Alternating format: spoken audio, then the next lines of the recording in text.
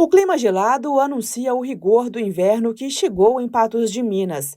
Segundo o Instituto Nacional de Meteorologia, a previsão da temperatura para esta semana é de 3 a 5 graus mais frio e a umidade relativa do ar mais baixa, variando entre 20% e 30% para a nossa região. Com esse cenário, os casos de doenças respiratórias aumentam consideravelmente. A nossa saúde tem uma interferência direta relacionada tanto à umidade do ar quanto à temperatura. Por exemplo, nessa época agora do inverno, onde a temperatura do ambiente fica mais fria e o ar mais seco, isso reflete diretamente, sobretudo em alguns sistemas, como por exemplo, o nosso sistema respiratório, que fica mais suscetível a infecções respiratórias, a doenças como gripes, resfriados e a própria pneumonia. A nossa pele, que fica mais seca também, e com isso a gente também sofre mais nesse período em relação à pele, ao nosso sistema gastrointestinal, que também sofre mais, correndo o risco de acontecer algumas gastroenterites, né, algumas viroses intestinais. Então, todos os nossos sistemas, eles sofrem algum tipo de interferência, por isso que é importante a gente entender esse clima e como ele pode interferir na nossa saúde, lembrando que além dessa questão que a gente fala de modo geral, tem a questão individual, né? O nosso organismo, cada organismo responde de um jeito às mudanças climáticas. A recomendação é ficar atento aos sinais do corpo.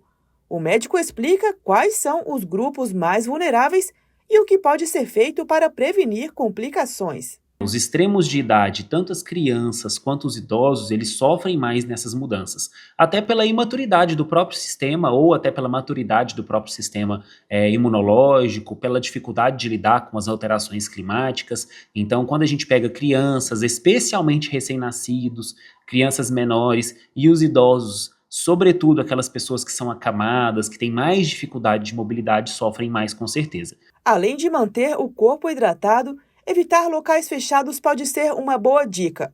Roupas quentes e alimentação saudável também podem fazer a diferença. Alguns dos cuidados que a gente pode seguir nesse período são se proteger do frio, se agasalhar mesmo, né? Lembrando que a hipotermia, em casos extremos, pode levar até a parada cardíaca, a morte. Então a gente sempre lembrar, se agasalhar, se proteger. Além disso, a hidratação é muito importante, porque é um período que a gente sente menos sede, mas ainda assim a gente tem que se hidratar muito bem. Além da hidratação com líquidos, hidratar as nossas mucosas, lembrar de hidratar o lábio, hidratar o nariz com soro, usar colírios lubrificantes também é importante, hidratar a pele, por exemplo, e lembrar daqueles cuidados gerais. Até nessa época agora que a gente às vezes esquece de passar protetor solar, é importante ainda assim a gente passar o filtro solar e se proteger de um modo geral. Em casos de sintomas respiratórios persistentes, a orientação é procurar atendimento médico. Tem que ficar muito atento, sobretudo com essa população que a gente falou, que são os extremos de idade, né? Tanto as crianças quanto as pessoas mais velhas, elas têm mais risco de complicações graves. Então a gente tem que tomar muito cuidado, sobretudo com as complicações do sistema respiratório, que a gente tem visto muitas pessoas internadas e com manifestações muito graves. Então às vezes a pessoa acha que gripe não é nada séria, é só uma gripezinha. E não, uma gripe pode ser uma doença respiratória grave, com comprometimento grave, que pode levar até mesmo à morte.